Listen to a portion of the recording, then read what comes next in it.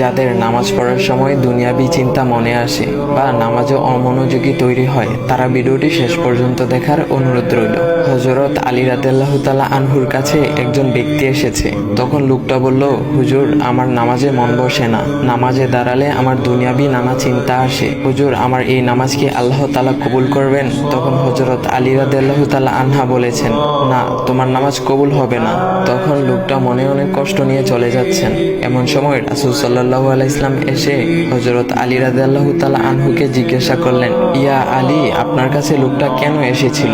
এসে দেখি মন খারাপ করে চলে গেল। কেন, কি হয়েছে আমাকে বলুন। তখন আলী রাদিয়াল্লাহু তাআলা আনহু বলেন, তিনি আমার কাছে জানতে এসেছেন যে নামাজে দুনিয়াবি চিন্তা আসলে নামাজ হবে কিনা।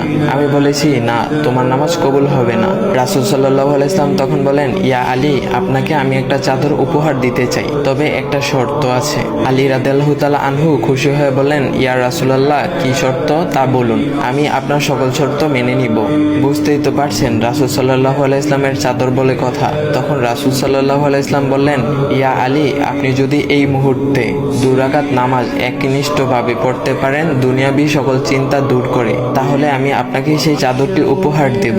আলী রাদিয়াল্লাহু তাআলা আনহু বলেন, এটা তো সাধারণ ব্যাপার। আলী রাদিয়াল্লাহু তাআলা আনহু তখন নামাজে দাঁড়িয়ে গেলেন আর তিনি নামাজ পড়তে শুরু করলেন।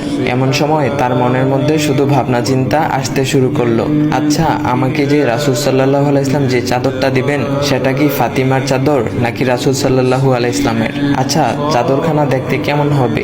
এই বিভিন্ন বিষয় নিয়ে ভাবতে লাগলেন। তিনি ভুলেই গেছেন যে দুনিয়াবি চিন্তা নামাজে আনতে রাসূল সাল্লাল্লাহু আলাইহি ওয়াসাল্লাম নিষেধ করেছেন। এর মধ্যে আলী রাদিয়াল্লাহু তাআলা আনহুর নামাজ পড়া শেষ। আলী রাদিয়াল্লাহু তাআলা নামাজ শেষ করে রাসূল সাল্লাল্লাহু আলাইহি ওয়াসাল্লামকে বলতেছেন, ইয়া রাসূলুল্লাহ, আমি আপনার শর্ত মেনেছি, এখন আমাকে চাদরখানা উপহার দেন।